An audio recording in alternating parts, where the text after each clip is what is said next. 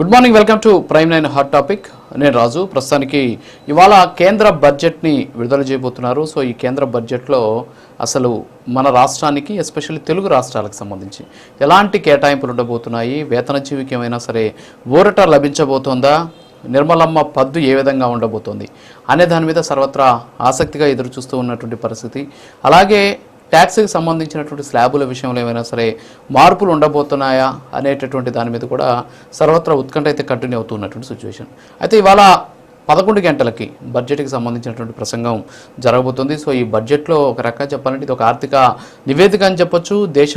దేశంలో ఉన్నటువంటి పరిస్థితులను ప్రతిబింబించే విధంగా ఈ బడ్జెట్ ఉండబోతోంది అనేది ఇక్కడ మనకు స్పష్టంగా కూడా తెలుస్తూ ఉన్నటువంటి పరిస్థితి.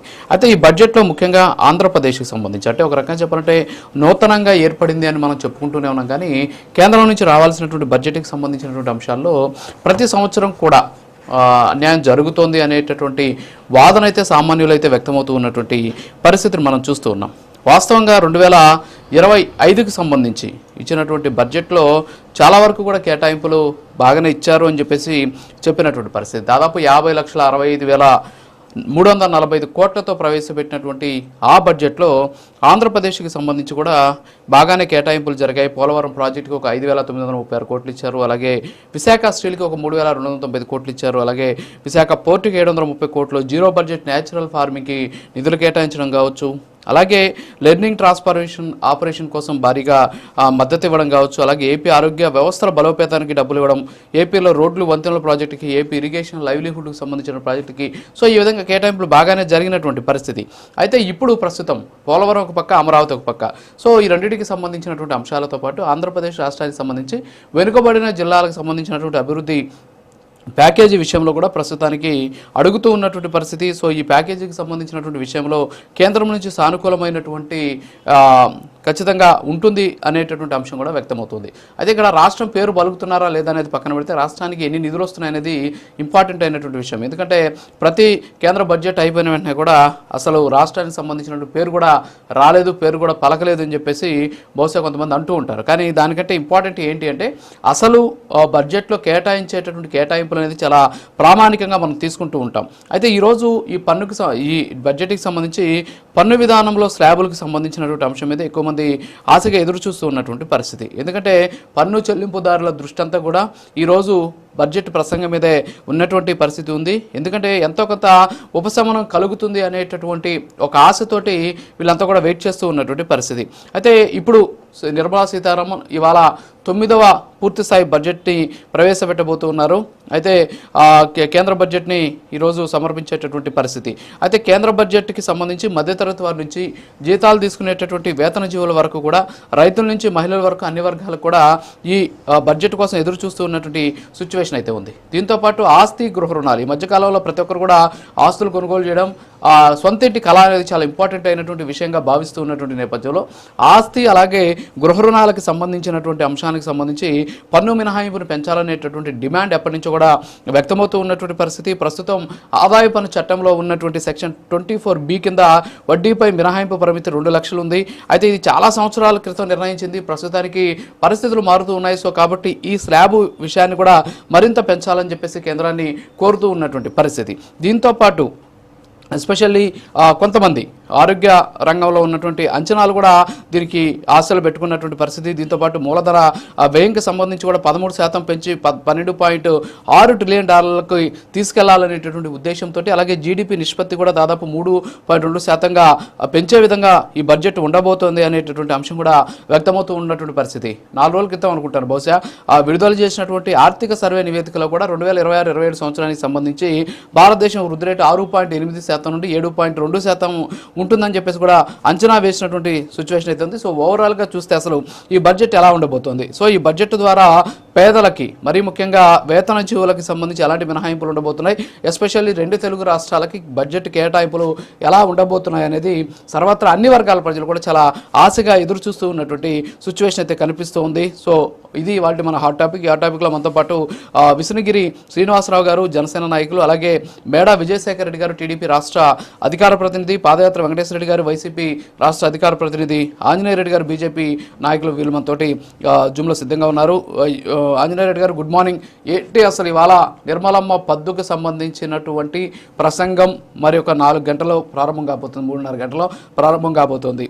సో అందరికీ కూడా చాలా ఆశగా ఎదురు చూస్తున్నారు. అటు సగటు జీవి దగ్గర నుంచి, మహిళల దగ్గర నుంచి, రైతుల దగ్గర నుంచి, పన్ను కట్టే వాళ్ళ దగ్గర నుంచి ఉద్యోగుల వరకు వేతన జీవి చాలా ఆశగా ఎదురు చూస్తూ ఉన్నటువంటి పరిస్థితి.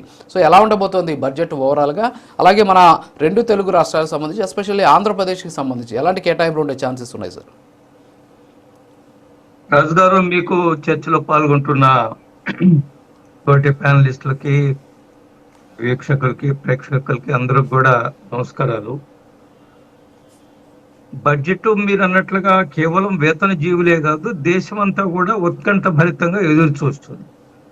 ఎందుకనంటే ఆమె 9వసారి బడ్జెట్ ను ప్రవేశపెడుతున్నారు నిర్మలమ్మ గారు. బహుశా భారతదేశ చరిత్రలో ఇదొక రికార్డు. ఒక ఫైనాన్స్ మినిస్టర్ 9వసారి ప్రవేశపెట్టడం అనేది. ఆమె అనేక సంవత్సరాలుగా ఆర్థిక శాఖ మంత్రిగా ఉన్నారు. మనం మౌలికంగా అర్థం చేసుకోవాల్సింది ఏమిటంటే, కేంద్ర బడ్జెట్ కేంద్ర ప్రభుత్వ బడ్జెట్, ఇది రాష్ట్ర ప్రభుత్వ బడ్జెట్ కాదు. ఏ రాష్ట్రానికి స్పెసిఫిక్ బడ్జెట్ కాదు. అన్ని రాష్ట్రాలకు కేటాయింపులు ఉంటాయి.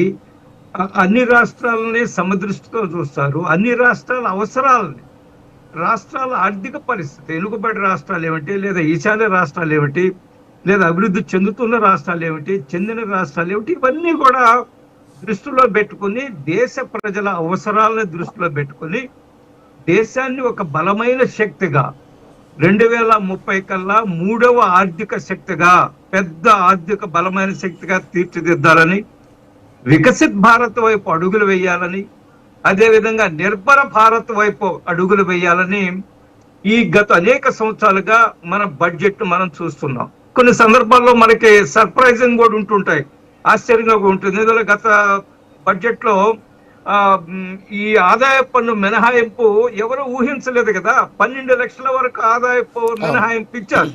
ఎవరు దేశ ప్రజలు కానీ లేదా ఆదాయ పన్ను కట్టేవాళ్ళు కానీ ఎవరు ఊహించలేదు. కాబట్టి అటువంటి సర్ప్రైజింగ్స్ ఏమైనా ఉంటాయేమో వేచి చూడాల్సి ఉంది. కానీ మౌలికంగా నేను ఒకటి చెప్పదలుచుకున్నాను. కేంద్ర బడ్జెట్ రాబోయే సంవత్సరం అనే దృష్టిలో పెట్టుకొని తయారు చేయప్పుడు కూడా దీర్ఘకాలిక అభివృద్ధి ఏ విధంగా మనం చెయ్యాలా, ఆ దీర్ఘకాలిక అభివృద్ధిలో ఈ సంవత్సరం రోజుల్లో దేశానికి అవసరం వచ్చిన కేటాయింపులు ఏ విధంగా ఉండాలి, అది రక్షణ శాఖ కానివ్వండి, లేదా వ్యవసాయ శాఖ కానివ్వండి, రైల్వే శాఖ కానివ్వండి, ఆరోగ్య శాఖ కానివ్వండి, మౌలిక వస్తువుల కల్పన కానివ్వండి. మీరే చెప్పారు, ఈరోజు క్యాపిటల్ ఎక్స్పెండిచర్ 12.5కు పెరిగే అవకాశం ఉంది గత సంవత్సరం కంటే. ఈ మౌలిక వస్తువులు కల్పించడం కోసమని మీ ప్రారంభంలోనే చెప్పారు. మీరే చెప్పారు, గత బడ్జెట్ లో మన పోలవరానికి, మిగతా రైల్వే జోన్కి, రోడ్లకి ఏ విధమైన కేటాయింపులు ఇచ్చారో మనం చూసాం. కాబట్టి ఖచ్చితంగా అన్ని రాష్ట్రాల యొక్క అవసరాలను దృష్టిలో పెట్టుకుని సమదృష్టి కేంద్ర ప్రభుత్వానికి ఉంటుంది. ఇది ప్రతిపక్ష పార్టీ లేదా ఎన్డీఏ ప్రభుత్వం అనేది ఆలోచన ఉండదు. కాబట్టి ఈ ప్రభుత్వం ప్రత్యేకంగా ఎన్డీఏ ప్రభుత్వం వచ్చిన తర్వాత అన్ని రాష్ట్రాలకు అవసరాలను దృష్టిలో పెట్టుకుని కేటాయింపులు జరుగుతున్నాయి. అదే సమయంలో ఏ రాష్ట్రం యొక్క గొంతమ్మ కోరికలను తీర్చే అవకాశం ఉండదు. ఎందుకంటే అది రాష్ట్ర బడ్జెట్ కాదు కదా, కేంద్ర ప్రభుత్వ బడ్జెట్. మనం గొంతమ్మ కోరికలన్నీ కోరుకుంటూ పోతూ ఉంటాము. ప్రభుత్వం ఒక 12, 13, 20 గత బడ్జెట్ ఆ డిమాండ్ తెలంగాణకి డైవర్ట్ చేయాల్సి ఉంటుంది. కాబట్టి నేనేమంటున్నా అంటే ఈరోజు మనము ఆంజనేయ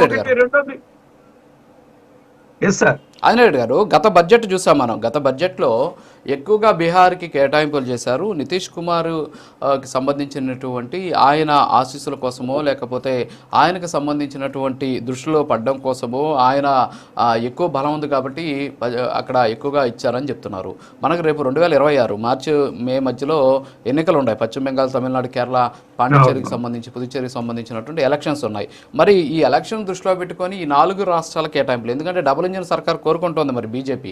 మరి డబుల్ ఇంజిన్ సర్కార్ కోరుకున్నటువంటి సందర్భంలో ఖచ్చితంగా ఇలాంటి రాష్ట్రాలకి, అంటే ఎన్నికలు జరిగేటువంటి రాష్ట్రాల్లో డబుల్ ఇంజిన్, ఇంకొక ఇంజిన్ ఏర్పాటు చేయాలంటే ఖచ్చితంగా అక్కడ ఎంతో కొంత నిధులు ఎక్కువగా కేటాయించాల్సినటువంటి సిచ్యువేషన్ ఉంటుంది. అంటే ఇది మనం యూనివర్సల్గా చూసుకున్నా కూడా అర్థమయ్యేటువంటి ఒక సాధారణమైనటువంటి పాయింట్. సో ఆ విధంగా చూసుకుంటే మన రాష్ట్రాలకు ఏమైనా అన్యాయం జరిగేటువంటి అవకాశం ఉన్నాయా? ఎందుకంటే ఒక పశ్చిమ బంగాల్ మినహాయించి మిగతా 3 రాష్ట్రాలు కూడా మనకు దక్షిణాదిన ఉన్నటువంటి రాష్ట్రాలు. మరి ఇలాంటి సందర్భంలో దక్షిణాదిన ఉన్నటువంటి రాష్ట్రాలకు ఎన్నికలు జరుగుతున్న సందర్భంలో ఆంధ్రప్రదేశ్కి ఏమైనా అన్యాయం జరిగేటటువంటి అవకాశాలు ఉన్నాయంటారా? రాజు గారు, లేదా మీ అనుమానము నిరాధారమైంది. నేను ఆరోపణ అనడం లేదు. మీరు చెప్పిన వ్యాఖ్యలు నేను ఆరోపణ చేస్తున్నాను అనడం లేదు. But as a genuine anchor, రాష్ట్ర అభివృద్ధిని కోరుకునే వ్యక్తిగా మీరు ఒక ఆంధ్రప్రదేశ్ పౌరుడిగా మీకు అనుమానం ఉండొచ్చు. నేను ఆరోపణ అనడం లేదు, కానీ మీ అనుమానాల్లో ఏమాత్రం నిజం లేదు. ఖచ్చితంగా ఆంధ్రప్రదేశ్ అభివృద్ధి కోసము ఏవైతే అవసరంలో కేటాయింపులు, అది ఇరిగేషన్ కానివ్వండి, రోడ్లు కానివ్వండి, హెల్త్ కానివ్వండి, పోలవరం కానివ్వండి, ఇది మన అమరావతి కానివ్వండి. అమరావతి విషయంలో కూడా మనం చూసాం ఎంత వేగంగా అభివృద్ధి పనులు జరుగుతున్నాయి. అమరావతి, పోలవరం, ఏ విధంగా పోలవరం యొక్క టార్గెట్ 27 పూర్తి చేయాలని. కాబట్టి నేను ఒకటి అడుగుతున్నాను సార్ రాజు గారు, నిధుల కొరత వల్ల, కేంద్రం సహకరించనందువల్ల ఫలాని కార్యక్రమం, ఫలాని ప్రాజెక్టు, ఫలాని ప్రయోజిత కార్యక్రమం ఆగిందో ఒకటి చెప్పడం మీరు నాకు చాలు. వెనక ముందుగా నిధులు రావడంలో 10 రోజులు అటు ఇటు కావచ్చు తప్ప, బట్ ఆగిన పరిస్థితి అయితే లేదు కదా. అంటే ఇక్కడ ఒకటి సార్, ఆంజనేయ రెడ్డి గారు చాలా మంచి పాయింట్ మాట్లాడారు మీరు ఇక్కడ. ఏంటంటే కేంద్ర ప్రాయోజిత కార్యక్రమాలకు సంబంధించి ఏమైనా ఆగాయా అనేసి చాలా కీలకమైన పాయింట్ ఇది. ఎందుకంటే కేంద్ర ప్రాయోజిత పథకాలను కేంద్రం ఒక డిజైన్ చేసి వదిలేస్తుంది. వాటిని తెచ్చుకొని రాష్ట్రాలను అభివృద్ధి చేయాల్సినటువంటి బాధ్యత రాష్ట్ర ప్రభుత్వాలు కూడా ఉంటుంది.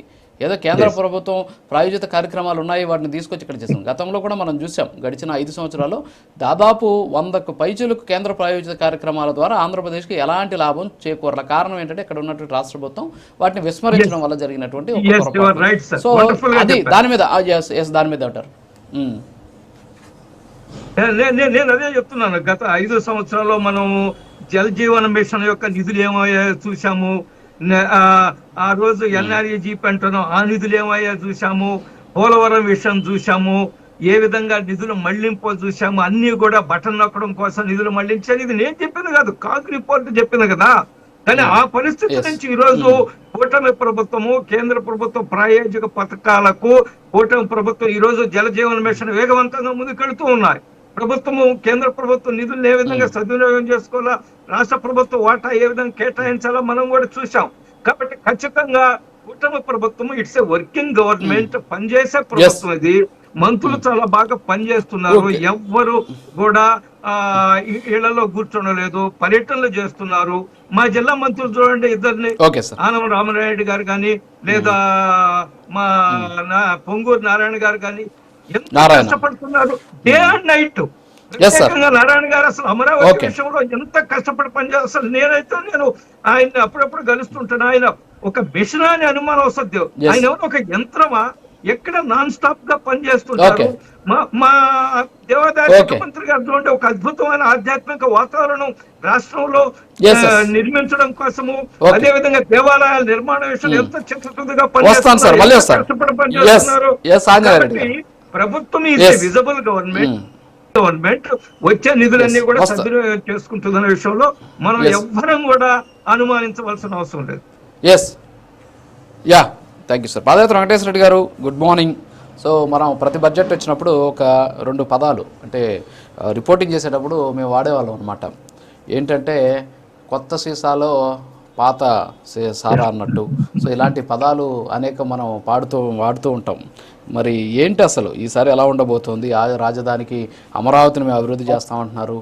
ఇప్పటికే వెళ్ళి అడిగారట, 2వ విడత గ్రాంట్లు కూడా కేటాయించండి రాజధాని నిర్మాణానికి సంబంధించి అని చెప్పేసి. తర్వాత వచ్చేసి పోలవరం, నల్లమల లింక్ సాగర్ లింక్కి సంబంధించినటువంటి ప్రాజెక్టులు. సో ఇలాంటివన్నీ కూడా ఉన్నటువంటి పరిస్థితి. మరి ఏంటి, ఎలా ఉండబోతుంది? డబుల్ ఇంజన్ సర్కార్ అంటున్నారు. అట్ ది సేమ్ టైం బీహార్ని పక్కన పెట్టేస్తే ఇప్పుడు ఆంధ్రప్రదేశ్ అనేది కేంద్ర భాగస్వామ్యంలో చాలా కీలకమైనటువంటి పార్టీగా మారినటువంటి పరిస్థితి. ఏంటి, ఎలా ఉండబోతుంది అంటున్నారు? కేంద్రం నుంచి ఏమన్నా భారీగా వచ్చేటువంటి అవకాశాలు ఉన్నాయా? ఏంటి మీ పార్టీ ఏం ఆలోచిస్తుంది? ముందుగా ప్రైమ్ 9 వీక్షకులకి, ప్యానెల్లో ఉన్న పెద్దలకి, రాష్ట్ర ప్రజలకి, రాజు గారికి శుభోదయం. మానవుడే మహనీయుడు, మనిషే దేవుడు, సత్యమేవ జైతే. ఇక్కడ దయచేసి కూటమి ప్రభుత్వం ఇప్పటికీ అధికారంలోకి వచ్చి 12 ఏళ్ళు అయింది. రాష్ట్ర విభజన జరిగిన దగ్గర నుంచి రాష్ట్ర విభజన హామీలే ఇంతవరకు నెరవేర్చలేదు. చట్టంలో పొందుపరిచిన అంశాలను కూడా ఇంతవరకు పరిష్కరించలేదు. 12 ఏళ్ల కాలం కూడా వీళ్ళకి సరిపోలేదు. ఇప్పటికీ నేను చిన్నప్పటి నుంచి వింటున్న మాట ఏంటంటే, దేశం అభివృద్ధి చెందుతుంది, మన రాష్ట్రం అభివృద్ధి చెందుతుంది, ముందుకు పోతుంది. ఇది వింటూ ఉన్నా. నేనేమంటానంటే, దయచేసి కేంద్ర ప్రభుత్వాన్ని అసలు ఆంధ్రప్రదేశ్ అభివృద్ధి చెందిన రాష్ట్రమా, చెందుతున్న రాష్ట్రమా, చెందని రాష్ట్రమా, ఏదో ఒకటి ఫస్ట్ గుర్తించండి. అసలు మేము ఉన్నామని గుర్తించండి. ఆంధ్రప్రదేశ్ అనేది ఒకటి ఉందనేది గుర్తించండి అని మేము అంటున్నాం. ఇక్కడ బడ్జెట్ సమావేశాలు వచ్చిన ప్రతిసారి దక్షిణాది రాష్ట్రాలకు అన్యాయం జరుగుతున్న మాట వాస్తవం. దక్షిణాది రాష్ట్రాలకి ఒక్క ఉమ్మడి ఆంధ్రప్రదేశ్ ఉన్నప్పుడు మాత్రమే మనం కేంద్ర ప్రభుత్వాలని శాసించగలిగాం. అది వాజ్పేయి ఉన్నప్పుడు కానీ, మన్మోహన్ సింగ్ ఉన్నప్పుడు కానీ, పివి నరసింహారావు గారు ఉన్నప్పుడు కానీ అప్పుడే మనం శాసించగలిగాం. ఆంధ్రప్రదేశ్ ఉమ్మడి రాష్ట్రంగా ఉన్నప్పుడే. ఎప్పుడైతే మనల్ని విడగొట్టారో, విడగొట్టిన దగ్గర నుంచి వాళ్ళకో రొట్టె ముక్క, వీళ్ళకొక రొట్టె ముక్క, ఆ రొట్టె ముక్క మళ్ళీ జాయింట్ వేసి తగాదాలు పెట్టే మార్గాన్ని కేంద్ర ప్రభుత్వం ఎంచుకొని ఉంది. కేంద్ర ప్రభుత్వాన్ని మా విన్నపం ఏంటంటే, దయచేసి ఇప్పటికైనా 12 ఏళ్ల కాలం అయ్యింది. ఈ 12 ఏళ్ల కాలంలో దయచేసి విభజనలో హామీలు, చట్టంలో పొందుపరిచిన అంశాలని పరిష్కరించండి. విభజన హామీలన్నింటినీ నెరవేర్చండి. మీరు కొత్తగా ఇచ్చినా ఇయ్యకపోయినా ఇప్పటి వరకు ఇచ్చిన మాటల్ని, ఇప్పటి వరకు చెప్పిన మాటల్ని దయచేసి అమలు పరచమని చెప్పేసి మేము అడుగుతున్నాం. అమరావతి వేగవంతంగా పూర్తవుతుంది. 14 నుంచి 19 వరకు అదే చెప్పారు, ఇప్పుడు అదే చెప్తున్నారు. వెంకటేశ్వర రెడ్డి గారు ఒకటి, వేగవంతంగా పాదయాత్ర 14 నుంచి 19 వరకు అదే వెంకటేశ్వర రెడ్డి గారు. అవునవును, ఇక్కడ ఒకటి ఇప్పుడు ఏంటంటే, ఇలాంటి కేంద్ర బడ్జెట్లు వచ్చేటువంటి సందర్భంలో రాష్ట్రాలకు సంబంధించిన ముఖ్యమంత్రులు, లేకపోతే ఉప ముఖ్యమంత్రులు, రాష్ట్ర ప్రభుత్వ ప్రతినిధులు వెళ్ళి కేంద్రానికి చెప్తూ ఉంటారన్నమాట, ఇదో మా రాష్ట్రం ఇలాంటి పరిస్థితుల్లో ఉంది, కొంచెం మీరు సాయం చేయండి అని చెప్పేసి. అట్ ది సేమ్ టైం పార్టీలు కూడా ఇస్తూ ఉంటాయి రిప్రజెంటేషన్స్, మా రాష్ట్రానికి ఇంత కావాలి, ఇది కావాలి అనేసి. సో మీ పార్టీ నుంచి పర్టికులర్గా వైఎస్ఆర్ కాంగ్రెస్ పార్టీ నుంచి ప్రధాన ప్రతిపక్ష హోదా అనేది లేకపోయినప్పుడు కూడా మీరు ప్రతిపక్ష పాత్ర పోషిస్తున్నటువంటి ఒక పెద్ద పార్టీ మీరు. మరి మీ వైపు నుంచి కేంద్రానికి ఏమైనా విజ్ఞప్తులు లేయా? ఏ అంశాలకు సంబంధించి మాకు న్యాయం జరగాలని చెప్పేసి మీరు ఏమైనా కోరడం జరిగిందా సార్?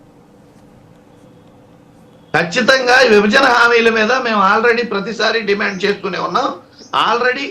ఆల్రెడీ విభజన హామీల మీద మా ఎంపీలు కలవడం జరిగింది, మాట్లాడటం జరిగింది. విభజన హామీల విషయంలో, ఇక అప్పుల విషయంలో, స్టీల్ ప్లాంట్ విషయంలో, ఈ పోలవరం విషయంలో, అమరావతి విషయంలో ప్రతి అంశం మీద మేము వాళ్ళని కలిసి మా రిప్రజెంటేషన్ మా పార్టీ ద్వారా మేము ఇవ్వడం, మాట్లాడటం జరుగుతూనే ఉంది. కానీ వాళ్ళు కూడా పాము చావకుండా, కర్ర ఎరగకుండా చేస్తున్నాం, ఇస్తాం ఉండండి, చేస్తా ఉండండి అని చెప్పే సామెత ప్రకారం వాళ్ళు చెప్తూ ఉంటారు మాటలు. కాకపోతే అవి అమలు జరగాలి. అప్పుడైనా ఇప్పుడైనా. ఇప్పుడు ఆంజనేయ రెడ్డి గారు మాట్లాడుతున్నారు. ఆంజనేయ రెడ్డి గారు మాట్లాడే విషయాల్లో సూటిగా నేను 4 ప్రశ్నలు వేస్తున్నాను. అసలు ఇంతవరకు అమరావతిని గజిట్లో ఎందుకు పెట్టలేదు? గజిట్లో ఈ బడ్జెట్ లోనైనా పెడతారా? అమరావతిని గజిట్లో పెట్టి ఇప్పటి వరకు అమరావతికి మీరు కేటాయించిన నిధులు ఏంటి? అప్పులు కాదండి, అప్పులు ఆ కంపెనీలు వస్తున్నాయి, ఈ కంపెనీలు వస్తున్నాయి, నిధులు ఏంటి, గ్రాంట్లు ఏంటి, ఇంకా ఎంత ఇవ్వాలి అనుకుంటున్నారు, ఎంత ఇచ్చారు, వీటి గురించి ఒకసారి చెప్పండి. చెప్తే అప్పుడు ఆ కేంద్ర ప్రభుత్వం అసలు ఆంధ్రప్రదేశ్ కి ఏ రకంగా సహకరిస్తుందో తెలుస్తుంది. దానివల్ల ఇక్కడ ఎంత అభివృద్ధి చెందుతుందో తెలుస్తుంది. పోలవరానికి ఇప్పటి వరకు ఇచ్చిన నిధులు ఎంత, ఇంకా ఇవ్వాల్సింది ఎంత, R&R ప్యాకేజీ కింద ఇంకా ఎంత ఇవ్వాలి, అవి ఎప్పుడు పూర్తి చేస్తారు, అసలు పోలవరం పూర్తి చేస్తారా లేదా? మీ ఎన్నికల మేనిఫెస్టోలో ప్రధాన ఎజెండా పోలవరం అనేది. పోలవరం అనేది ఎప్పటి వరకు వచ్చింది, ఎంతవరకు పూర్తి చేస్తారు? స్టీల్ ప్లాంట్ విషయం మీ ఎన్నికల మేనిఫెస్టోలో ఎన్నికల్లో ప్రైవేటీకరణ చెయ్యము, ప్రైవేటీకరణ జరగదు అని చెప్పారు. కానీ దానికి స్టీల్ ప్లాంట్ కి అప్పు ఇచ్చారు. గ్రాంట్ ఇవ్వాల్సింది క్యాపిటివ్ మైన్స్ ఇవ్వాల్సింది ఆ రెండు పక్కన పెట్టి అప్పిచ్చి మేము ఆదుకుంటున్నాం అని చెప్తున్నారు. ఇది ఎంతవరకు కరెక్ట్? ఇవ్వాల్సింది క్యాపిటివ్ మైన్స్ కదా, గ్రాంట్ కదా ఇవ్వాల్సింది. అప్పిచ్చేసి మేము ఆదుకుంటున్నాం అని చెప్తున్నారు. Okay sir, okay. చిన్న బ్రేక్ సార్. బ్రేక్ తర్వాత మీరు అడిగిన ప్రశ్నలకి ఆంజనేయ రెడ్డి గారితో మాట్లాడిద్దాం మనం, ఎందుకంటే కొంచెం ఒక చిన్న బ్రేక్ ఉంది నాకు ఇంపార్టెంట్. ఆ బ్రేక్ తర్వాత మనం కంటిన్యూ చేద్దాం. మీ క్వశ్చన్స్ అన్నిటి కూడా ఆంజనేయ రెడ్డి గారు ఆన్సర్ చేస్తారు. ఆంజనేయ రెడ్డి గారు మొత్తం నోట్ చేసుకోండి మీరు. బ్రేక్ బడ్జెట్కి సంబంధించి ప్రవేశపెట్టబోతున్నారు. సో ఇప్పటికే దీనికి సంబంధించి 9 గంటల 5 నిమిషాలకు అనుకుంటాను బహుశా నిర్మలమ్మ వెళ్ళి రాష్ట్రపతిని కలవబోతున్నారు. 9వ పూర్తి స్థాయి బడ్జెట్, అంటే మధ్యంతర బడ్జెట్లు కొన్ని పెట్టారు, 1-2 బడ్జెట్లు జరిగాయి. సో పూర్తి స్థాయి బడ్జెట్ 9వ ఆమె ప్రవేశపెట్టబోతున్నటువంటి పరిస్థితి. సో ఇది నిజంగా ఒక చరిత్ర అని చెప్పొచ్చు మనం, ఎందుకంటే ఇన్నిసార్లు బడ్జెట్ ప్రవేశపెట్టినటువంటి చరిత్ర ఆమెకి సొంతమైనటువంటి పరిస్థితి. సరే, ఇందాక పాదయాత్ర వెంకటేశ్వర రెడ్డి గారు అన్నారు. ఆంజనేయ రెడ్డి గారిని మళ్ళీ అడుగుతాను. ఎలాగూ కోటెంలో ఉన్నటువంటి విజయభాస్కర్ రెడ్డి గారు, గుడ్ మార్నింగ్ టీడీపీ నుంచి. విజయభాస్కర్ రెడ్డి గారు గుడ్ మార్నింగ్. ఇప్పుడు సరే, ఈ ప్రాజెక్ట్ ఇప్పుడు ఎలా ఉండబోతుంది బడ్జెట్ అనేటటువంటి దానికంటే ఇప్పుడు వెంకటేశ్వర రెడ్డి గారు కొన్ని ప్రశ్నలు అడిగారు. ఏంటి, ఇక్కడ 4 ప్రశ్నలు ఆయన సంధించడం జరిగింది. అమరావతి గెజెట్ అది మన బడ్జెట్లో పెట్టరు, అది డెసిషన్ తీసుకోవాల్సింది పార్లమెంట్లో. నిధులకు సంబంధించినటువంటి విషయం బహుశా అవును సార్, మీరు చెప్తారా? సరే, అంటే మీరు అంతా కోటమి కదా అనేసి నేను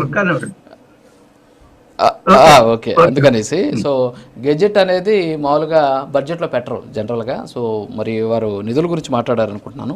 సో నిధులు, గ్రాంట్లు, పోలవరం R&R ప్యాకేజ్ కావచ్చు, తర్వాత స్టీల్ ప్లాంట్ ప్రైవేటీకరణకు సంబంధించిన అంశం కావచ్చు, పోలవరంకి సంబంధించినటువంటి అంశాలు. సో ఇవన్నీ కూడా మాట్లాడడం జరిగింది. ఏంటి బడ్జెట్లో అలాంటి పరిస్థితులు ఉంటాయంటారా? నిధులు అప్పులు కాకుండా గ్రాంట్లు ఇచ్చేటువంటి సిచ్యువేషన్ ఉందంటారా? ఖచ్చితంగా వెంకటేశ్వర రెడ్డి గారు మాట్లాడుతూ వైసీపీ ప్రభుత్వం అన్ని రకాలుగా ఈరోజు కేంద్ర ప్రభుత్వాన్ని అడుగుతోంది, డిమాండ్ చేస్తోంది. మా ఎంపీలు కూడా గట్టిగా మాట్లాడుతున్నారని ఆయన మాట్లాడుతున్న మాట పూర్తిగా అవాస్తవం. పెద్దవారు దయచేసి ఏమనుకోకండి, నేను మీకు అగరెస్ట్ గా మాట్లాడుతున్నానని. ఏమంటే 2019-24 మధ్యలో అమరావతి గురించి కానీ, అట్లాగే పోలవరం నిధుల గురించి కానీ, అట్లాగే మనకు కేటాయించిన ఫిషింగ్ హార్బర్స్ గురించి కానీ, పోర్ట్ల గురించి కానీ, వైజాగ్ స్టీల్ ప్లాంట్ గురించి కానీ ఎక్కడ గట్టిగా కేంద్ర ప్రభుత్వాన్ని అడిగిన దాఖలాలే లేవండి. ఎంతసేపు బటన్ నొక్కితే ఓట్లు వేస్తారు, ఆ బటన్ నొక్కడానికి డబ్బు అవసరమైన అప్పును మాకు మీరు ఇస్తే చాలు, సెంట్రల్ గవర్నమెంట్ నుంచి మాకు ఏదో రకంగా అప్పు పుట్టిస్తే చాలు, మేము ఏదైతే ఈ నవరత్నాలని చెప్పామో ఆ సంక్షేమ పథకాలకు సంబంధించిన అప్పు పుడితే మాకు చాలు అని పూర్తిగా అభివృద్ధి పథకాలన్నింటినీ, అమరావతిని కావచ్చు, పోలవరాన్ని కావచ్చు, వివిధ రకాల రాయలసీమ ప్రాజెక్టులు కావచ్చు, ఫిషింగ్ హార్బర్స్ కావచ్చు, పూర్తిగా పక్కన పెట్టిన పరిస్థితి అండి. ఎక్కడ కూడా సెంట్రల్ అసిస్టెన్స్ ఎక్కడ రాలా. ఇంకొక విషయం ఏంటంటే 2014-19 మధ్య మనకు బ్యాక్వర్డ్ డిస్ట్రిక్ట్ సంబంధించిన ఫండ్ కూడా ఆ రోజు 1050 కోట్ల రూపాయలు 2014, 15, 16, 17, 18కి మనకు 1000 కోట్ల పైన సెంట్రల్ అసిస్టెన్స్ మనకు వస్తే, తర్వాత పరిణామాలు చంద్రబాబు నాయుడు గారు నరేంద్ర మోడీ గారిని చెడ్డ చేసుకోవడం కావచ్చు, లేకపోతే వాళ్ళకు అగెనిస్ట్ గా మాట్లాడడం కావచ్చు, దానివల్ల 2 సంవత్సరాలు అయిపోయిన వాస్తవం. ఆ తర్వాత వచ్చిన వైసీపీ ప్రభుత్వం ఏ రోజైనా ఈ బ్యాక్వర్డ్ జిల్లాలకు సంబంధించిన స్పెషల్ అసిస్టెన్స్ కోసం ఏ రోజైనా సెంట్రల్ గవర్నమెంట్ అడిగిందా? మనకేమైనా ₹1 తెచ్చిందా? ఇలా చెప్పుకుంటూ పోతే, అట్లాగే స్పెషల్ ప్యాకేజ్ అని మనకి ఏ స్పెషల్ స్టేటస్ అయితే రాదో దానికి బదులుగా స్పెషల్ ప్యాకేజ్ ఇస్తాం, మీరు ప్రాజెక్ట్ స్టార్ట్ చేసుకోండి అని 2018-19లో ఆ రోజు కేంద్ర ప్రభుత్వం చెప్పింది. దానికి అనుగుణంగా మన రాష్ట్ర ప్రభుత్వం కూడా ముందుకు పోయే పరిస్థితి. కానీ జగన్మోహన్ రెడ్డి గారు ఈ రాష్ట్ర ప్రజలందరినీ రెచ్చగొట్టి మేము స్పెషల్ స్టేటస్ తెస్తాం, మాకు 25 ఎంపీలు ఇవ్వండి, మేము పోరాడతాం సెంట్రల్ గవర్నమెంట్ తో అని మాట్లాడి అధికారంలో రాగానే ఆ స్పెషల్ స్టేటస్ ను పూర్తిగా గాలి వదిలేశారు. ఎక్కడ ఒక్కసారి కూడా పార్లమెంట్ లో కావచ్చు, అంతమంది ఎంపీలు ఉన్న వైసీపీ ఏ రోజు కూడా పార్లమెంట్ లో గట్టిగా పోరాటం కానీ లేదంటే నరేంద్ర మోడీ గారిని నిలదీయడం కానీ ఎక్కడా జరగలేదండి. సరే స్పెషల్ కేసు అంటే పక్క పోయింది అనుకుందాం, కనీసము ఈ ఎక్స్టర్నల్ ఎయిడెడ్ ప్రాజెక్ట్ సంబంధించిన స్పెషల్ ప్యాకేజ్ అయినా ఏమైనా ఒక డబ్బులు తెచ్చారా అంటే ఒక్క రూపాయి కూడా ఎక్కడా విడుదల చేయలేదండి. ఇలా అన్ని రంగాల్లో అన్ని రకాలుగా వైసీపీ ప్రభుత్వం ఫెయిల్ అయిపోయినమాట వాస్తవం. దేవుడి దయ వల్ల రాష్ట్ర ప్రజల ఆశీర్వాదం వల్ల 2024లో ఎప్పుడైతే కూటమి ప్రభుత్వం అధికారంలోకి వచ్చిందో నారా చంద్రబాబు నాయుడు గారు అట్లాగే పవన్ కళ్యాణ్ గారు పూర్తిగా కేంద్ర ప్రభుత్వంతో పోరాడి, మీరు ఒక్కసారి గమనించండి, అమరావతికి 15,000 కోట్ల రూపాయలు 2024, 25, 25, 26 బడ్జెట్లకు సంబంధించి 15,000 కోట్ల రూపాయలను ఆ రోజు హక్కుగా సాధించుకున్న మాట వాస్తవం కాదా? ఏమండి, 15,000 కోట్ల రూపాయలు 2,500 కోట్ల రూపాయలు సెంట్రల్ గవర్నమెంటే మనకు ఫ్రీగా ఇచ్చింది. మిగతా డబ్బు ఏడీపీ నుంచి అట్లాగే వరల్డ్ బ్యాంక్ నుంచి లోన్ గా తెచ్చుకోమని ఆ రోజు చెప్పిన మన వాస్తవం. దాన్ని కూడా ఈ రోజు గ్రాంట్ గా మార్చాలనే చర్చలు పూర్తిగా సఫలమై ఆ 15,000 కోట్ల రూపాయల్ని గ్రాంట్ గా మార్చే అవకాశాన్ని కేంద్ర ప్రభుత్వం పరిశీలిస్తోంది. ఇది అధికారిక సమాచారం. దాని తర్వాత ఈ రోజు పూర్వోదయ స్కీమ్ కింద, మళ్ళీ చెప్తున్నా, పూర్వోదయ స్కీమ్ కింద అంటే ఈ పూర్వోదయ స్కీము జనరల్ గా ఈ ఆరోగ్య సంబంధమైన విషయాలు కావచ్చు, లేదంటే ఈ విద్యాపరమైన విషయాలు కావచ్చు, అట్లాగే ఫుడ్ ప్రాసెసింగ్ క్లస్టర్స్ కావచ్చు, అట్లాగే modernisation of irrigation systems, rural connectivity, ఇట్లా ఈ రంగాలలో అభివృద్ధి చెందడానికి పూర్వోదయ స్కీమ్ ను కేంద్ర ప్రభుత్వం నిధులు ఇస్తోంది. ఆ పూర్వోదయ స్కీమ్ లో భాగంగా నారా చంద్రబాబు నాయుడు గారు అట్లాగే పవన్ కళ్యాణ్ గారు ఈ సంవత్సరం మాకు 40,000 కోట్ల రూపాయలు కావాలా, ఈ పూర్వోదయ స్కీమ్ ద్వారా మా అమరావతిని మేము అత్యంత వేగంగా దీన్ని అభివృద్ధి చేయాలనే ఒక తాపత్రయంతో ముందుకెళ్తున్నారు. దాంట్లో భాగంగానే ఈ విజయశేఖర్ రెడ్డి గారు పూర్వోదయ స్కీమ్ అని మీ ప్రభుత్వం అడిగింది రాయలసీమ కోసం. రాయలసీమలో 41,000 కోట్ల రూపాయలు మీరు మాకు గానిస్తే మేము రాయలసీమని గ్లోబల్ హార్టికల్చర్ హబ్గా అభివృద్ధి చేసుకుంటాము అని చెప్పేసి ఒక ప్రణాళికలను సిద్ధం చేసి దాన్ని ఎత్తుకొని పోయి కేంద్రం ముందు మీ ప్రభుత్వం పెట్టింది. సరే, ఇది పక్కన పెడితే పూర్వోదయ ప్రాజెక్టు గురించి మీరు మాట్లాడారు కాబట్టి నా స్ట్రైట్ క్వశ్చన్ ఏంటి అంటే, ఆల్రెడీ ఇందాక మనకు వెంకటేశ్వర రెడ్డి గారు అడిగారు ఒక ప్రశ్న ఏంటి, ఆల్రెడీ ఆంధ్రప్రదేశ్ పునర్వ్యవస్థీకరణ చట్టంలో సెక్షన్ 46(2)లో 46(3) ఈ రెండిట్లో కూడా రాయలసీమకు ప్రత్యేక అభివృద్ధి ప్యాకేజీని మంజూరు చేయాలి. సరే, వాళ్ళు చేయలేదు, పక్కన పెడదాం. సరే, వాళ్ళు చేసలేదు, పక్కన. ఇప్పుడు మీరున్నారు కేంద్రంలో కూడా మీ ప్రభుత్వమే అధికారంలో ఉన్నటువంటి పరిస్థితి ఏంటి, మన వెనకబడినటువంటి రాయలసీమకి ఈ ఆంధ్రప్రదేశ్ పునర్వ్యవస్థీకరణ చట్టంలో ఉన్నటువంటి ఈ సెక్షన్ల ప్రకారం ఏమన్నా ప్రత్యేక అభివృద్ధి ప్యాకేజీ ఏమైనా తెచ్చేటటువంటి అవకాశాలు ఉన్నాయా, లేవా? డెఫినెట్ గా అండి, మీరు చెప్పినట్టు హార్టికల్చరల్ డెవలప్మెంట్ ఈ రోజు 18 హార్టికల్చరల్ క్రాప్స్ పండుతున్న రాయలసీమ, నెల్లూరు, ప్రకాశం జిల్లాలకు సంబంధించి ఈ రోజు మీరు చెప్పిన 40,000 కోట్ల రూపాయలు. ఏమండి, నాకు ఉన్నంత అవగాహన వరకు హార్టికల్చరల్ డెవలప్మెంట్ కి సపరేట్ గా 40,000 కోట్లు అడిగిన మాట వాస్తవం. అట్లాగే అమరావతి కూడా 40,000 కోట్ల అడిగిన మాట వాస్తవం. ఈ హార్టికల్చరల్ క్లస్టర్స్ డెవలప్మెంట్ కోసం ఈ 40,000 కోట్లు వచ్చే 3 సంవత్సరాలు అడిగారండి. అంటే ప్రతి సంవత్సరానికి 13,000 కోట్ల రూపాయల ఫండ్స్ మాకు కావాలా సెంట్రల్ గవర్నమెంట్ నుంచి అడిగిన మాట వాస్తవం. దానికోసమే ఈ రోజు రాష్ట్ర ప్రభుత్వం ఎదురు చూస్తోంది.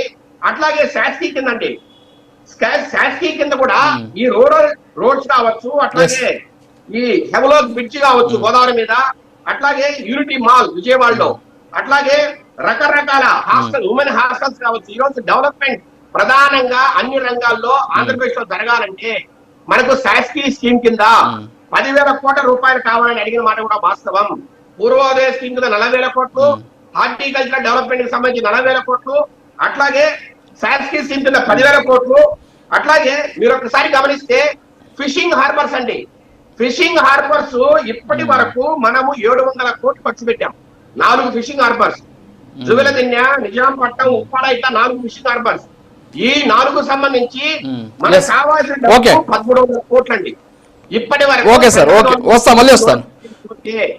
ఇప్పుడు ఇక్కడ సమస్య ఏంటంటే సార్, బాధాకరమైనటువంటి విషయం, బాధాకరమైన విషయం ఏంటి అంటే కేంద్రం అయితే ఆల్రెడీ నిధులు కేటాయింపులు జరుగుతున్నాయి, కానీ మంజూరు దగ్గరకు వచ్చేసరికి వెంటబడి చేసుకునేటటువంటి పరిస్థితి కొన్ని చోట్ల లేనటువంటి సిచ్యువేషన్ ఉంది. నేను ఒకసారి మళ్ళీ వస్తాను మీ దగ్గరికి. జనసేన నుంచి విష్ణుగిరి శ్రీనివాసరావు గారు ఉన్నారు. సార్ గుడ్ మార్నింగ్ అండి. సో ఓవరాల్గా మనం చూస్తున్నాం ప్రతి బడ్జెట్లో కూడా నిధులకు సంబంధించినటువంటి కేటాయింపుల మాట వింటూ ఉన్నాం. ఎస్, ప్రతిసారి మన మాట వింటూ ఉన్నాం. ఏంటి అంటే ఎస్పెషల్లీ గత బడ్జెట్లో కూడా ఆంధ్రప్రదేశ్కి ఇచ్చే కేంద్రం నుంచి వచ్చింది దాదాపు 23,323 కోట్ల 50 లక్షల రూపాయలకు సంబంధించినటువంటి కేటాయింపులు వచ్చాయన్నమాట.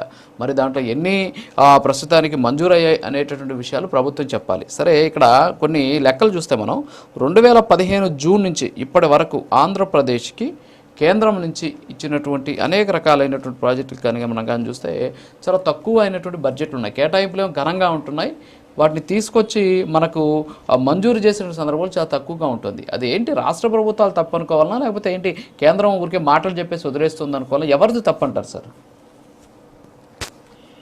అందరికి ప్యానల్ అందరికీ నమస్కారం సార్. రాజు గారికి గత వైసీపీ 5 సంవత్సరాలు కూడా 10 లక్షల కోట్ల రూపాయలు రుణాలు చేయడం వల్ల మనకు రావాల్సిన బడ్జెట్ని నిర్ణయించలేక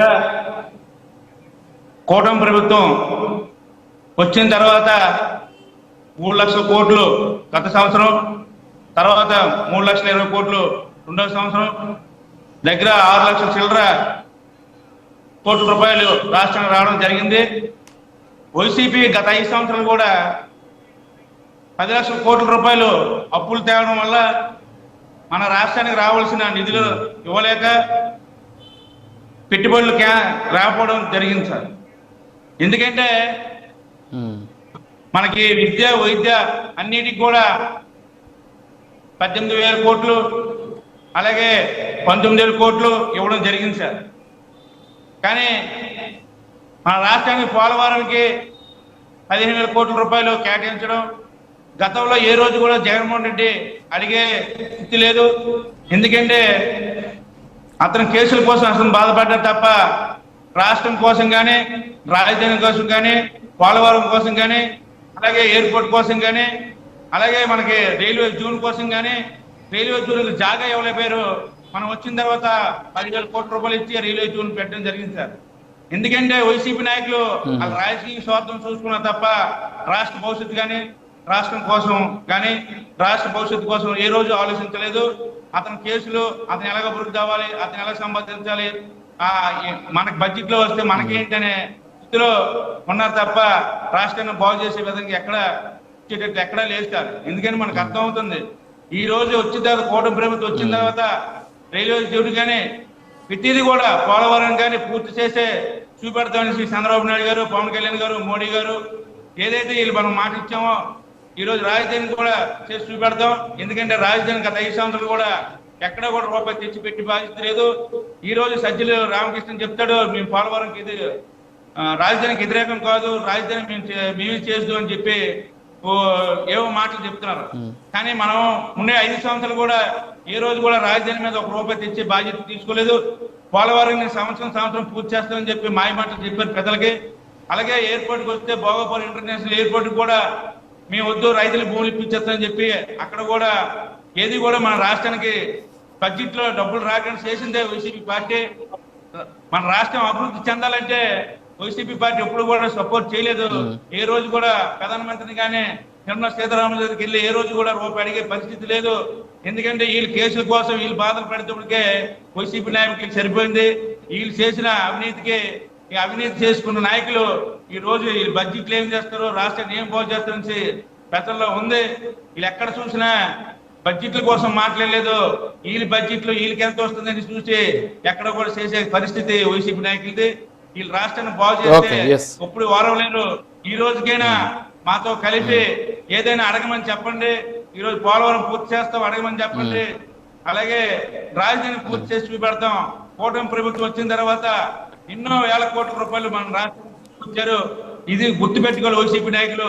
ఎందుకంటే వెంకటరెడ్డి గారు చెప్తున్నారు గెజిట్ మాట్లాడుతాం, ఎందుకు గెజిట్ రాలేదని. మరి మీరు గత 5 సంవత్సరాలు ఉన్నప్పుడు మీరు ఎందుకు తెచ్చుకోలేకపోయారు? గత 5 సంవత్సరాలు sir. Okay, okay sir, okay, మళ్ళీ వస్తాను మీ దగ్గరికి.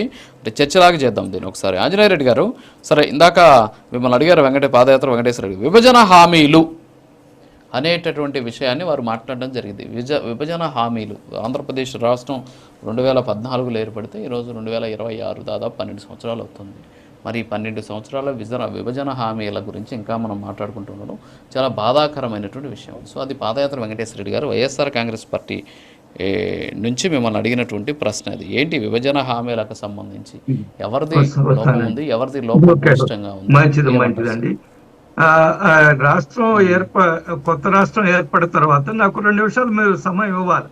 ఎందుకంటే వెంకటేశ్వర రెడ్డి గారు చాలా ప్రశ్నలు లేవనెత్తారు. పాదయాత్ర వెంకటేశ్వర రెడ్డి గారు, నేనేమంటున్నానంటే మనము కొత్త రాష్ట్రం ఏర్పడిన తర్వాత, నూతన రాష్ట్రం ఏర్పడిన తర్వాత 14 నుంచి 19 వరకు చంద్రబాబు నాయుడు గారు ప్రభుత్వం అధికారంలో ఉండింది. మేము కొన్ని రోజులు ఆ ప్రభుత్వంలో భాగస్వాములు. తర్వాత కొన్ని సమస్యలు బయటకు రావడం, విశేఖర్ వివరంగా ఆ విషయాలు కూడా చెప్పాను.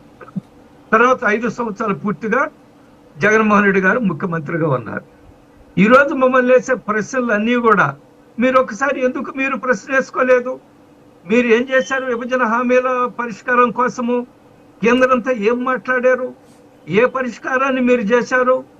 ఆనాటి ముఖ్యమంత్రి జగన్మోహన్ రెడ్డి గారు నేరుగా హైదరాబాద్ వెళ్ళిపోయి ఆయన ముఖ్యమంత్రి అయిన వెంటనే ఆనాటి కేసీఆర్ ముఖ్యమంత్రి గారితో దావత్ తీసుకొని, కౌగిలింతలు తీసుకొని, అదేవిధంగా శాలువాలు కప్పుకొని ఏం చేశారు? అప్పుడు ఎవరి అనుమతి లేకుండా, కేబినెట్ అనుమతి లేకుండా అక్కడ ఉండే ఆంధ్రప్రదేశ్కి సంబంధించిన సెక్రటరియట్ లో ఉండే ఆస్తులన్నీ కూడా దారాదత్తం చేసి వచ్చారు.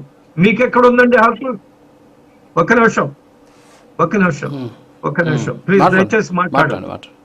మీరు అడిగిన ప్రశ్నలకు సమాధానం చెప్తాను. ఏం చేశారు మీరు? ఎందుకు ఏ రోజైనా విభజన హామీల మీద కేంద్ర ప్రభుత్వాన్ని విశ్వాసంలోకి తీసుకొని మాట్లాడే సందర్భం ఉందా? ఒకటి. రెండోది, అసలు పోలవరాన్ని గురించి, అమరావతిని గురించి, విశాఖ స్టీల్ ప్లాంట్ గురించి ప్రశ్నించే హక్కు అసలు వైసీపీ పార్టీకే లేదండి. నేను 2-3 సంఘటనలు మీకు చెప్తాను రాజు గారు. ఈ రోజు పోలవరం ఎప్పటికి పూర్తవుతుందని ఆనాటి ఇరిగేషన్ శాఖ మంత్రి అంబటి రాంబాబు గారిని ప్రశ్నిస్తే ఆయన చెప్పిన సమాధానం ఏంది మీకు గుర్తుందా? పవన్ కళ్యాణ్ గారికి 4వ పెళ్లి అయినప్పటికీ పూర్తవుతుంది. ఇదే ఇరిగేషన్ శాఖ మంత్రి సమాధానం చెప్పవలసి ఉంది. చెప్పింది అసలు పోలవరం విషయంలో ఏమైనా మీరు చిత్తశుద్ధితో పనిచేశారా? కాబట్టి మీకు ప్రశ్నించే హక్కు లేదు. దయచేసి మీరు నేను రాజుగారిని ప్రశ్నిస్తాను, నాకు ఆహ్వానిస్తాను.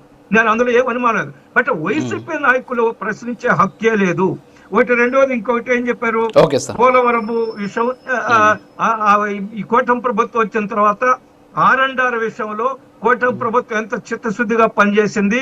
ఆ రీహాబిలిటేషన్ కోసం 800 కోట్ల రూపాయలు, 700 కోట్ల రూపాయలు కేటాయించి వాళ్ళని రీహాబిలిటేట్ చేయడం జరిగింది. ఈరోజు పోలవరం ఎప్పటికప్పుడు రివ్యూ చేస్తున్నారు. విదేశీ నిపుణులు వచ్చి చూస్తున్నారు. పోలవరం 2027 కల్లా పూర్తవుతుంది, అందులో ఎటువంటి అనుమానం లేదు. మీరు రాసి పెట్టుకోండి. ఈ రోజు నేను మీకు చెప్తున్నాను, మనం మళ్ళా ఎటు చర్చలో పాల్గొనే వాళ్ళం కాబట్టి. ఇంకోటి, మీరు ఏమంటున్నారు? స్టీల్ ఫ్యాక్టరీ ఏం చేశారు? నేను ఒక్క ఉదాహరణ చెప్తాను. ఆనాటి చీఫ్ సెక్రటరీ జగన్మోహన్ రెడ్డి గారు ముఖ్యమంత్రి అయిన వెంటనే చీఫ్ సెక్రటరీగా వచ్చిన చీఫ్ సెక్రటరీ సుబ్రహ్మణ్యం గారు ఏం చెప్పారు? ఆయన్ని చీఫ్ సెక్రటరీ నుంచి తొలగించేశారు. ఈ మధ్య కాలంలో ఏం చెప్పారు సుబ్రహ్మణ్యం గారు? ఆయన చాలా ఆశ్చర్యం వచ్చింది రాష్ట్ర ప్రజలకి. మనం స్టీల్ ఫ్యాక్టరీని అక్కడి నుంచి తీసేసి దాన్ని రియల్ ఎస్టేట్ చేద్దామండి అని చెప్తే నేనే ఆశ్చర్యపోయారని చీఫ్ సెక్రటరీ చెప్పారా లేదా? రాజుగారు మీకు తెలుసు కదా విషయము, అది పబ్లిక్ డొమైన్ లోనే ఉంది. కాబట్టి స్టీల్ ఫ్యాక్టరీ గురించి మాట్లాడే హక్కు వాళ్ళకి లేదు. ఈ రోజు స్టీల్ ఫ్యాక్టరీకి పెద్ద ఎత్తున కేంద్ర ప్రభుత్వం ఆదుకుంటుంది. మీరు దాన్ని గ్రాంట్ గా మారుస్తారా లేదా ఇంకేదో అప్ప అనే చర్చలు పక్కన పెట్టినా చాలా స్పష్టంగా స్టీల్ ఫ్యాక్టరీ ప్రైవేటీకరణ కాదని చెప్పడం జరిగింది. ఒకటి. రెండోది, మీరు మీ మాటల్లో ఏం చెప్తున్నారు? మీరు నిధులు పెద్ద ఎత్తున వస్తున్నాయి, హామీలు ఇస్తున్నారు, కానీ విడుదల కావడం లేదని. ఎస్, మీతో నేను ఏకీభవిస్తున్నాను. కారణం ఏంటంటే చాలా మనం ఒక ఇంప్రెషన్ లో ఉంటాం, ఒక అభిప్రాయంలో ఉంటాం. అక్కడ కేటాయింపులు జరిగిన వెంటనే ఒక రాష్ట్రం యొక్క ఆర్థిక శాఖ మంత్రి, ముఖ్యమంత్రి వెళితే వాళ్ళు ఎన్నో విమానాల్లో బస్తాలకేసి ఆ కేటాయింపులంతా డబ్బంతా పంపిస్తాను మనం అనుకుంటాం. అది కాదండి. It doesn't work like that. Government అట్ట Yes, పనిచేయదు. yes. మనము నిధులు ఒక కేటాయింపు ఇచ్చిన తర్వాత దాన్ని విడతల వారి రిలీజ్ చేస్తారు. చేసిన తర్వాత యూసీలు ఏ రాష్ట్ర ప్రభుత్వానికైతే నిధులు ఇచ్చారో ఆ రాష్ట్ర ప్రభుత్వం ఎంత పనిచేస్తుందని యూటిలిటీ సర్టిఫికేట్ లో పంపించాలి. పంపించిన తర్వాత మళ్ళీ నిధులు రిలీజ్ చేస్తారు. అది చూసినప్పుడు గత ప్రభుత్వం పని చేయలేదు. కాబట్టి ఈ రోజు వాళ్ళు వైసీపీ వాళ్ళు ప్రశ్నించే హక్కే లేదు. వాళ్ళకి ఏమాత్రం అవగాహన లేదు అమరావతి మీద. ఈ రోజు అమరావతి ఎంత పెద్ద ఎత్తున ఇది అభివృద్ధి జరుగుతుంది మనం చూస్తున్నాం కదా. ఓకే ఆంజనేయ రెడ్డి గారు మళ్ళీ వస్తాను. ఎస్ వెంకటేశ్వర రెడ్డి గారు, మీరు అమరావతి మీద ఎట్ ది సేమ్ టైం బడ్జెట్కి సంబంధించి విభజన హామీల మీద ప్రశ్నించే హక్కు లేదు అనేది ఆంజనేయ రెడ్డి గారు మీకు ఇచ్చినటువంటి ఆన్సర్. క్లోజ్ చేయండి సార్, మాట్లాడండి ప్లీజ్. అదే నేను అంటున్నాను, ప్రశ్నిస్తే మీకు హక్కు లేదంటే వైసీపీ పార్టీ కాబట్టి మాకు లేదా, ఆంధ్రప్రదేశ్ పౌరులకే లేదా అని చెప్పమానండి. ఆంధ్రప్రదేశ్ ఫస్ట్ ప్రతి ఒక్కరు వైసీపీ పార్టీలో వాళ్ళందరూ కూడా ఆంధ్రప్రదేశ్ పౌరులే. ఆంధ్రప్రదేశ్ అసెంబ్లీకి వెళ్ళండి వెంకటేశ్వర గారు. బడ్జెట్ లో అసెంబ్లీకి పోయి మాట్లాడండి. ఆంధ్రప్రదేశ్ బడ్జెట్ కూడా ప్రవేశపెడుతున్నారు. మీరు అసెంబ్లీకి వెళ్ళండి. వస్తారులేండి సార్ వాళ్ళు పౌరులుగా ప్రశ్నిస్తా ఉంటున్నారు. ఇక్కడ ఒకటి సార్ ఆంజనేయ రెడ్డి గారు వాళ్ళు ఏమంటున్నారు, మేము పౌరులుగా ప్రశ్నిస్తాం, పౌరులుగా ప్రశ్నించేటటువంటి బాధ్యత మాకుంది అంటున్నారు. మీరు ఇందాక అన్నారు మరి రాష్ట్ర బడ్జెట్ విషయంలో కూడా లేకపోతే అసెంబ్లీకి వెళ్ళి ప్రశ్నిస్తారా అనేది. ఆంజనేయ రెడ్డి గారు నా వర్షన్ మీరు వినాలి. ఒక నిమిషం ఆంజనేయ రెడ్డి గారు ప్లీజ్, వెంకటేశ్వర రెడ్డి గారిని మనం మాట్లాడేవాలి ప్లీజ్. ఎస్ ఆంజనేయ రెడ్డి గారు వెంకటేశ్వర రెడ్డి గారిని మాట్లాడేవాలి. దొంగతనం బయటపడిందని, వాళ్ళ అసమర్థత బయటపడిందని, వాళ్ళ దొంగతనం బయటపడిందని మా ప్రశ్నలకి మధ్యలో అడ్డుకుంటున్నారు. మేమేమంటామంటే ప్యానెల్లో ఆంజనేయ రెడ్డి గారు ప్లీజ్. నేను మాట్లాడలేదు కానీ ప్యానెల్లో సభ్యులు కూటమి ప్రతినిధులందరూ ఎందుకు మా ప్రశ్నలు అడ్డుకుంటున్నారంటే ప్రజలకు తెలుస్తాయని, ప్రజలకు తెలిస్తే వాళ్ళ అసమర్థత బయటపడుతుందని, వాళ్ళ అబద్ధాలు బయటపడతాయి, వాళ్ళ దొంగతనం బయటపడుతుందని, వాళ్ళ పరిపాలన వెంకటేశ్వర రెడ్డి గారిని మాట్లాడనివ్వండి ప్లీజ్. సార్ వెంకటేశ్వర రెడ్డి గారిని మాట్లాడనివ్వండి సైలెంట్ గా. క్లియర్ గా ఒకటే చెప్తున్నాం, దయచేసి ప్యానెల్ లోని సభ్యులు ఎవరికి ఇచ్చిన సమయంలో వాళ్ళు మాట్లాడండి. మీరు ఏం మాట్లాడినా నేను వింటూ ఉన్నాను. మీరు మా సమయాన్ని మమ్మల్ని వినియోగించుకోనివ్వండి. ఇక్కడ ఆంజనేయ రెడ్డి గారికి మేము వేసిన ప్రశ్నలు ఏంటంటే విభజన హామీల గురించి ప్రశ్నించాం. విభజన హామీల నుంచి ప్రశ్నిస్తే విభజన హామీలు ఇవ్వాల్సింది కేంద్ర ప్రభుత్వం అయితే 12 ఏళ్ల పాటు కేంద్ర ప్రభుత్వం ఇప్పటికీ అధికారంలో ఉంటే కంటిన్యూస్ గా 10 సంవత్సరాలు మాత్రమే ఉమ్మడి రాజధాని ఇచ్చారంటే ఈ 10 సంవత్సరాల లోపు పూర్తి చేస్తామనే కదా అర్థం. ఈ 10 సంవత్సరాల లోపు పూర్తి చేయకపోగా విభజన హామీలు కనీసం అమలు జరపడమే చాలా ఉన్నాయి. చట్టంలో పొందుపరిచిన విభజన హామీలు అమలు జరపడమే చాలా ఉన్నాయి. మొదలు పెట్టడం చాలా ఉన్నాయి. ఇప్పుడు మేమేమంటామంటే మేమేసే ప్రశ్న ఒకటైతే మీరు ప్రశ్నించడానికి మీరు అర్హులు కాదు అంటే ఒకరినేమో ఒక పార్టీ గంట కట్టేసి ప్రశ్నించొద్దంటారు, కొంతమందినేమో సామాన్య పౌరులు మీకు ఆ అర్హత లేదంటారు, ఈ అర్హత లేదంటారు. ఈ విధంగా వివిధ కారణాలు చెప్పి గొంతు నొక్కేసి మేము అధికారంలో ఉన్నాం కాబట్టి మమ్మల్ని ఎవరు ప్రశ్నించడానికి వీల్లేదు, మా ఇష్టానుసారంగా మేము మా ఇష్టం వచ్చినట్టు మేము అబద్ధాలు ఆడుకుంటూ ఇచ్చిన హామీలు నెరవేర్చకుండా చేస్తాము కాబట్టి ఎవరు ప్రశ్నించొద్దు. మేము అడిగిన ప్రశ్నలు ఏంటి, ఆంజనేయ రెడ్డి గారు చెప్పే సమాధానం ఏంటి?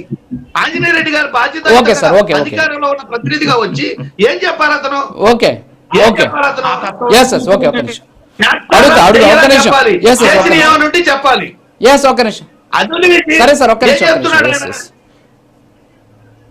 Okay sir. మేడా విజయభాస్కర్ రెడ్డి గారు, సారీ మేడా విజయశేఖర రెడ్డి గారు, సో ఇప్పుడు వెంకటేశ్వర రెడ్డి గారు అంటున్నారు, ఇప్పుడు సాధారణ ప్రజలు ఎవరైనా ప్రశ్నించవచ్చు సార్, కాకపోతే వైఎస్ఆర్ కాంగ్రెస్ పార్టీ ప్రతిపక్ష పాత్ర కాబట్టి రేపు రాష్ట్ర అసెంబ్లీలో జరిగేటటువంటి బడ్జెట్ని వాళ్ళు సాధారణ ప్రజలుగా వెంకటేశ్వర రెడ్డి గారు, నేను, మీరు అందరం ప్రశ్నిద్దాం, ఎమ్మెల్యేలు కూడా అక్కడికి వెళ్ళి అసెంబ్లీలో ప్రశ్నిస్తారు, అది వేరే విషయం. కాబట్టి ప్రశ్నించేటటువంటి హక్కు ఎక్కడెక్కడ ప్రశ్నించాలనేది అందరూ కూడా తెలిసిన విషయం.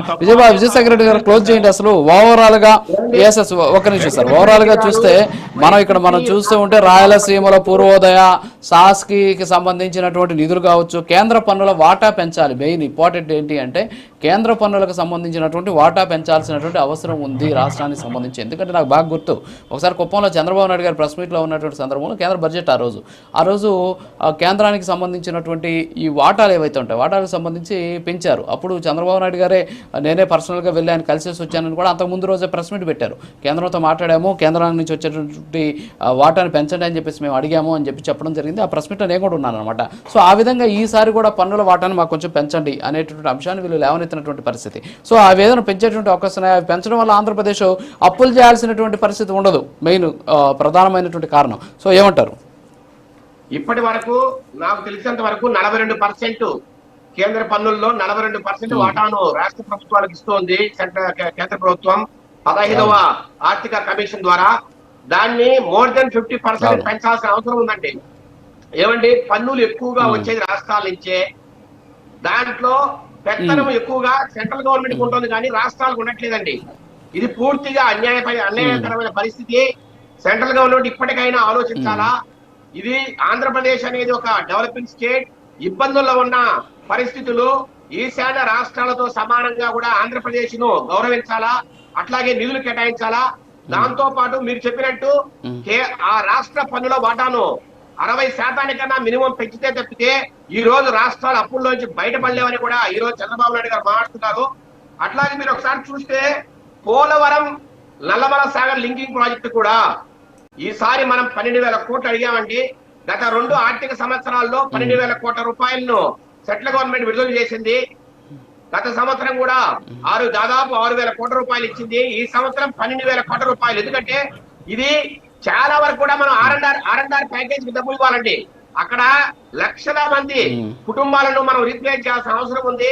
వారందరికీ కాంపెన్సేషన్ ఇవ్వాలా.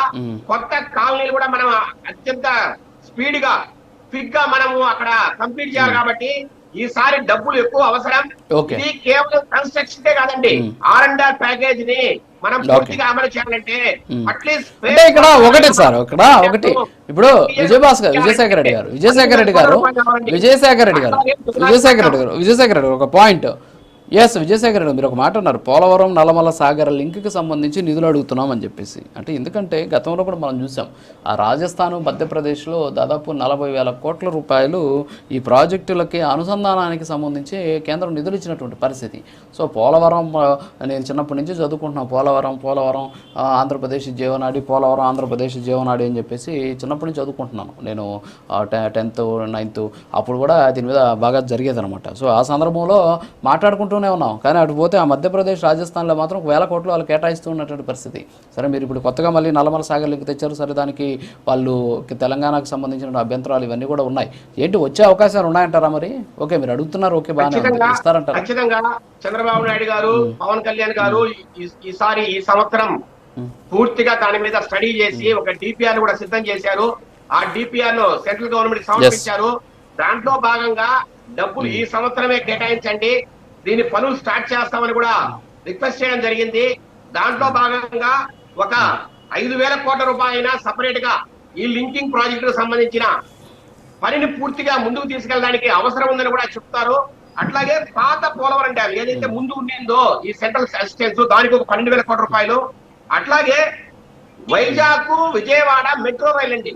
ఈ రోజు మీరు చెప్పినట్టు వివిధ రాష్ట్రాల్లో ఈ linking, water linking, river linking కోసం కావచ్చు, రకరకాల మెట్రో రైలు కావచ్చు, విపరీతంగా నిలుస్తుందండి బీజేపీ ప్రభుత్వం. అట్లాగే మహారాష్ట్రానికి కూడా ఇవ్వండి. ఈ రోజు రివర్ లింకింగ్ అనేది ఆంధ్రప్రదేశ్ సంబంధించిన ఇష్యూ కాదండి, ఇది పూర్తిగా దేశ ప్రధానమంత్రి మాట్లాడుతున్నారు. ఏమని? రివర్ లింకింగ్ అనేది భారతదేశానికి చాలా అవసరమైన పరిస్థితి. ప్రతి రాష్ట్రంలో కూడా రివర్ లింకింగ్ జరగాలి, నీళ్లను మనము సమృద్ధిగా వాడుకోవాలి. ఈ రోజు Yes. సముద్రంలో అయిపోతున్న నీటి కంటే మనం ఒడిసి పట్టుకోవాలని ఒక కృతనిశ్చయంతో ఉన్న నరేంద్ర మోడీ సరే, ఇప్పుడు ఇవన్నీ చెప్తూనే ఉన్నాం సార్. మనకి ఈరోజు బడ్జెట్ 11 గంటల తర్వాత వీలైతే ఇవాళ సాయంత్రం రేపు మనం మాట్లాడుకుందాం. కేంద్రం ఎన్ని ఇస్తుంది, దానివల్ల రాష్ట్రానికి మేలు ఏంటి అనేది ఇచ్చిన తర్వాత మాట్లాడుకుందాం. ఇప్పటివరకు ఓకే, మనం ఎంత కంఠశ్వాస చెప్పినా సరే ఆల్రెడీ బడ్జెట్ తయారైపోయింది. మరి కాసేపట్లో రాష్ట్రపతి గారిని కలవబోతున్నారు. ఎస్ వస్తాను sir. Yes okay sir. Okay Vijayasagar Reddy గారు ఇందాక మన శ్రీనివాసరావు గారికి కొంచెం టైం తక్కువ ఇచ్చాం. ఒక్క నిమిషం టైం అవుతుంది నాకు. శ్రీనివాసరావు గారు, ఇప్పుడు బహుశా మీరు ఆ ప్రాంతవాసి, ఏది విశాఖకు సంబంధించినటువంటి ఆ ప్రాంత ఉత్తరాంధ్రకు సంబంధించినటువంటి వ్యక్తి మీరు. ఇక్కడ విషయం ఏంటంటే, ఈ విశాఖ ఎకనామిక్ జోన్ కోసం 5,000 కోట్లు అడిగామని చెప్పేసి చెబుతూ ఉన్నారు. ఇక్కడ భారీ ఎత్తున 2032 నాటికి దాదాపు 125 బిలియన్ డాలర్లకి ఈ ప్రాంత జీడిపిని పెంచాలి అనేటటువంటి ఉద్దేశంతో ముందుకెళ్తామని చెప్తున్నారు. ఏంటి వస్తాయంటారా విశాఖ ఎకనామిక్ జోన్కి 5,000 కోట్లు? దాంతో అభివృద్ధి చెందితే 2032 నాటికి 125 బిలియన్ డాలర్లకు సంబంధించినటువంటి లక్ష్యం జీడిపి అక్కడ పెంచేటటువంటి అవకాశాలు ఉన్నాయని చెప్పేసి చెబుతూ ఉన్నటువంటి పరిస్థితి ఉందంటారా? అలాంటి స్కోప్ ఆ ప్రాంతంలో? 1 మినిట్లో క్లోజ్ చేయండి, టైం అయిపోయింది ప్లీజ్. తప్పకుండా విశాఖపట్నాన్ని 90కి మించి నగరంగా తీర్చిదిద్దారు సార్. ఎందుకంటే చంద్రబాబు నాయుడు గారు ఫుల్ డెవలప్మెంట్ కోసం అలాగే విశాఖపట్నాన్ని జూన్ గా తీసుకొని ఈ రోజు కారిడార్లకు కానీ ఇంక దేనికి కూడా బడ్జెట్ లో ఈసారి చెప్పడం కాదు, కానీ మనకి ఏదైతే గతంలో చేసిన కంటే ఈసారి మనకి ఎంతో కొంత ఎక్స్ట్రా తెచ్చే విధంగా పవన్ కళ్యాణ్ గారు, చంద్రబాబు నాయుడు గారు, మోడీ గారితో మాట్లాడి మన రాష్ట్రాన్ని ముందుకు తీసుకుపోవడం ప్రభుత్వం. సార్ చెప్పినట్టు వైసీపీ నాయకులకి ఎందుకంటే అడగడానికి అధికారం లేదన్నారు. గతంలో వాళ్ళు ఏం చేయకుండా వాళ్ళు చేసిన తప్పులకి మళ్ళీ వాళ్ళే క్వశ్చన్ ఇస్తే సమాధానం మేము ఎలా చెప్తాం సార్? ఇప్పుడు వాళ్ళు చేయవలసిన పని ఏది చేయకుండా ఈ రోజు అన్ని క్వశ్చన్లు వేస్తుంటే అది కరెక్ట్ కాదు. వెంకటరెడ్డి గారికి ఏదో మీరు తెచ్చి చేస్తే పోలవరం మీరు పూర్తి చేస్తామని 4 సంవత్సరాలు కళ్ళలు కొట్టిన వైసీపీ నాయకులు ఒక్కటి కూడా చేయలేకపోయి ఈ రోజు క్వశ్చన్ ఇస్తే ఎలాగవచ్చు సార్? దేనికి కూడా అలా లేదు అడగడానికి ఏది కూడా. అలాగే పోలవరం కానీ ఆ రాజధాని కూడా ఏ రోజు ఇటుకేయలేదు, దానికోసం మాట్లాడలేదు, డబ్బులు తేలేదు. ఏదో చంద్రబాబు నాయుడు కడితే బాధ, ఏ కోటి కడితే మ్యాచ్కి డబ్బులు తెద్దాం ఏ రోజు మాట్లాడలేదు. శ్రీనివాసరావు గారు క్లోజ్ చేద్దాం, టైం అయింది.